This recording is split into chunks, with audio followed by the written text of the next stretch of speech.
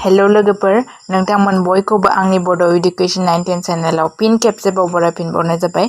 दिनै आं नोंथांमोननो GK part 8 लानानै फैलायबाय। अन्नानै भिडिअखौ जोबजासिम नायलां। लोगोसे चेनेलखौबो दासिमबो सब्सक्राइब खालामाखैबा खालामनानै ला आरो लाइक खालामना होलां। दानिया जों सोंथिफोरखौ जागायनोसै।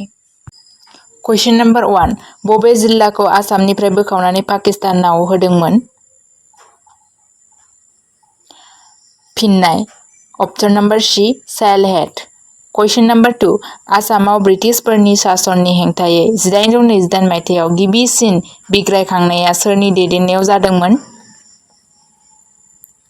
फिननाय ऑप्शन नंबर सी गमदर कनवार।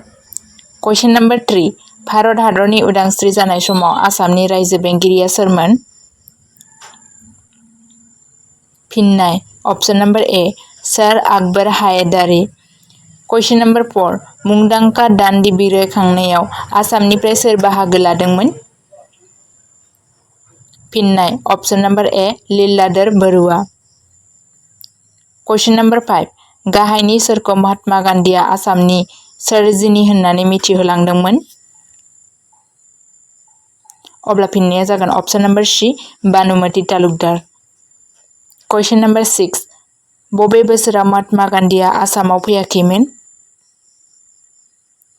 अब्ला फिननाया जागोन ऑप्शन नंबर सी 1929। नोंथांमोना मिथिगौना बियो आसामाव खनब्रै फैदोंमोन।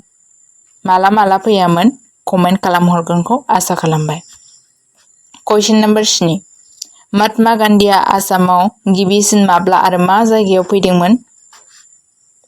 अब्ला फिननाया जागोन ऑप्शन नंबर ए गोलाकांड on 18 August 1921। कुइसन नम्बर 8 मनिराम देवानखौ माब्ला फासि होदोंमोन? फिननाय 26 फेब्रुवारि 1858। कुइसन नम्बर 9 आसामाव 1857 मायथाइनि बिग्रायखांनायनि दैदेनगिरिया सोरमोन? अब्ला फिननाया जागोन ऑप्शन नम्बर सी मनिराम देवान। कुइसन नम्बर 10 भारत हादराव गिबिसिन साहा बागानखौ बबेयाव गायसननाय जादोंमोन? अब्ला फिननाया जागोन ऑप्शन नम्बर बी चाबुआ डिब्रुगढ़। भिडिअखौ जोबजासिम नायनायनि थाखाय थेंक्स।